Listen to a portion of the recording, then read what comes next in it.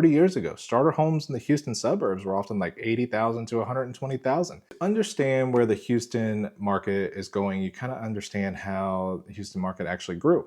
Houston is one of the most unique cities in America when it comes to development. Unlike most major cities, Houston never really had zoning laws, which means the city expanded outward instead of upward. And historically, Houston has grown in waves. Not sure if you've ever looked at the map, but Houston is literally bigger than some of the states here in America. The first big wave that we saw was the oil boom, and that was like 1900s to 1980s. Houston's early growth was driven by oil, was driven by energy, Port of Houston, petrochemical manufacturing, NASA, and aerospace. This created huge employment centers like downtown Houston, the Energy Corridor, Clear Lake, NASA, Texas Medical Center. People live close to these job centers. Neighborhoods like Pasadena, Deer Park, Clear Lake, Spring Branch, Bel Air. I mean, that's where many of the early workers settled, but Houston still had a lot of land available. And that land eventually became the next growth wave. The second big wave that Houston experienced was the suburban explosion, 1990s to like 2010 era. In the 1990s, early 2010s, Houston began seeing massive suburban growth.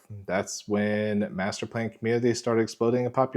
Areas like Katy, Sugarland, the Woodlands, Pearland, they began transforming from small towns into major suburban cities. And the reason was pretty simple. Families wanted better schools, larger homes, safer neighborhoods, and more space. And back then, the prices were dramatically different. 30 years ago, starter homes in the Houston suburbs were often like 80,000 to 120,000. Today, those same entry-level homes in many areas are now 280 to 350,000.